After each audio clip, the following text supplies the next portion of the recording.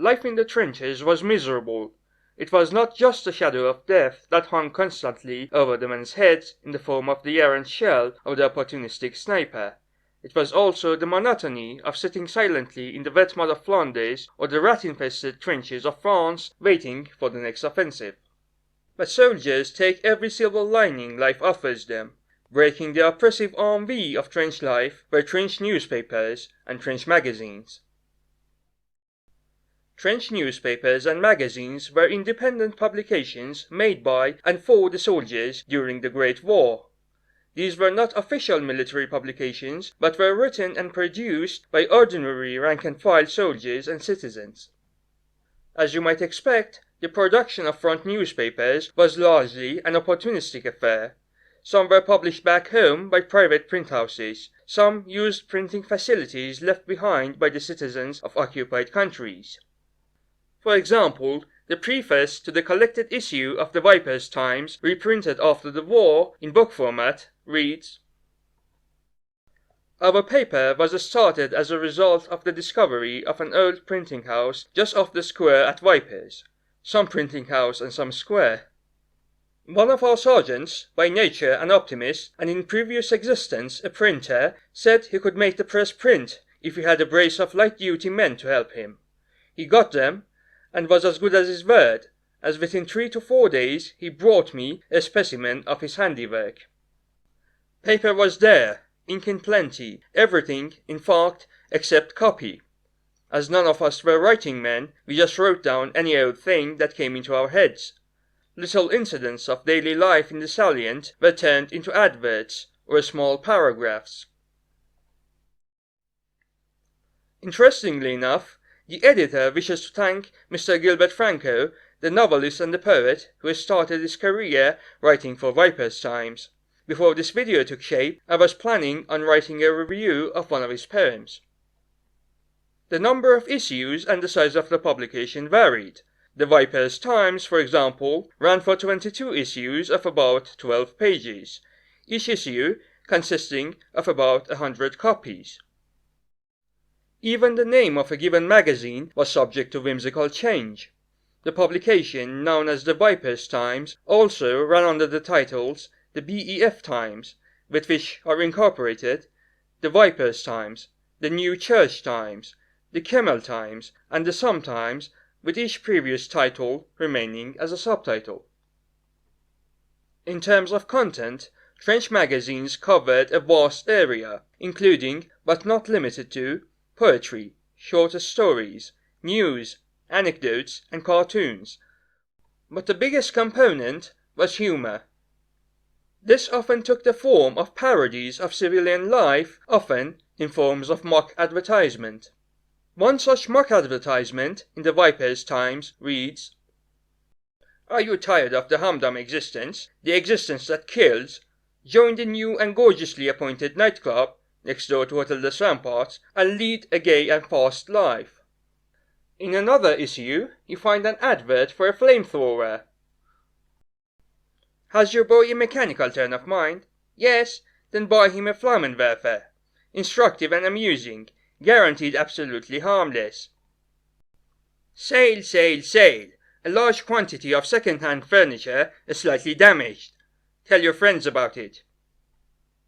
The Journal of the 55th West Lancashire Division, Sub Rosa, included this poem in 1917. "Little Jack Wrench sat down in a trench with a pork and beans and some bread, when an allemande shell on the parapet fell, so he got iron rations instead." So you can see how black humor was an essential component of these newspapers. As you can imagine, this served to reduce the tensions of everyday life under threat of oblivion. After all, with the Grim Reaper's scythe hanging over your head like the sword of Damocles, there is not much else to do but to poke fun at it. Before publication, trench journals, like any writing done by a soldier intended to be sent out, went through censorship. In the very first edition of the Viper's Times, an editorial in the beginning reads, "The shadow of censorship enveloping us causes us to refer to the war in a cautious manner." It was for this reason also that the authors of these magazines were often given pseudonyms. Their real names were almost never disclosed. So it is not surprising that we know very little about the identities of men who wrote for trench magazines.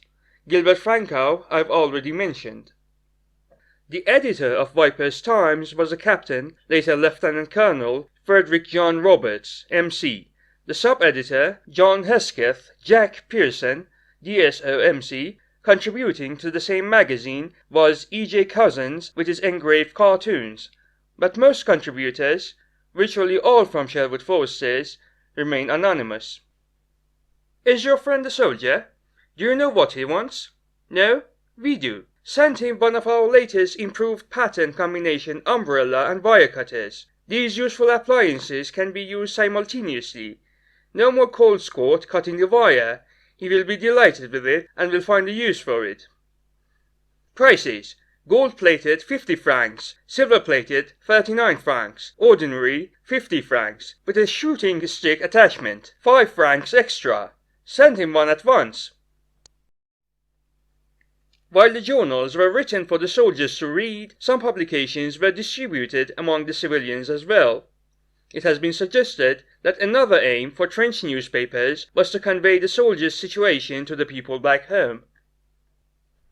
Although hundreds of trench journals existed, the Viper's Times is one of the most widely known and remembered. It has inspired multiple forms of media in modern day, including a 2013 movie of the same name, a 2006 book by Ian Hislop, and a 2016 play by Hislop and Nick Newman. In dugout cold I sit and sneeze, safe from a whiz-bang's mauling. Dreams come my appetite to tease, fond visions which my fancy please, of maids divine enthralling, and glorious times when our job's done. My thoughts will echo, damn the Hun. Sometimes the end came abruptly.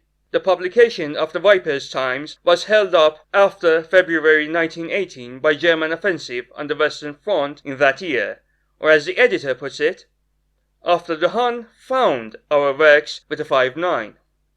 But at the end of the war, 2 issues were published as the Better Times. The second of these was billed as the Xmas, Peace and Final Number. But as you might expect, the end of the trench journals come about with the end of the war. Occasionally, some publications continued sometime after the peacetime, some were even collected and published in book format. Nevertheless, they are interesting to look at as a vestige of a time long past, as a remnant of the culture of men whose lives were disrupted by this most traumatic event. They afford us a glimpse into how their days were and what amused them.